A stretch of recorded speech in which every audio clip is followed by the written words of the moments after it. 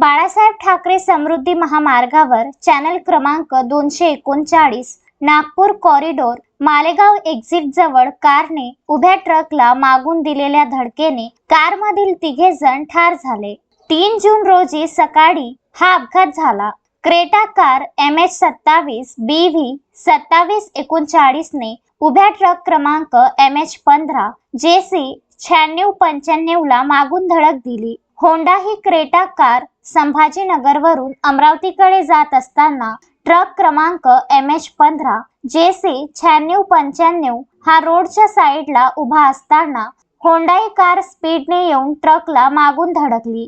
कारमध्ये 3 इसम होते, त्यामध्ये शदाब रईस काझी वय 47 वर्ष, आलम हुसेन सिद्दीकी वय 40 वर्ष हे होते। हे तिघेही ठार झाले। ते अमरावती येथील पॅराडाईज कॉलनीमध्ये राहत होते। अपघात स्थळी सहाय्यक पोलीस निरीक्षक दांदडे, पोलीस उपनिरीक्षक मोरे यांच्यासह मालेगाव पोलीस ठाण्याचे कर्मचारी, police head constable Nilesh Ahir, Dnyaneshwar Sanap, police उपनिरीक्षक राहुल गंधे, दिलीप रहाटे, महादू पेटकर, सहाय्यक पोलीस उपनिरीक्षक Kailas Kokate, police head constable Sunil Pawar, Amol Pawar आदी घटनास्थळी हजर होते।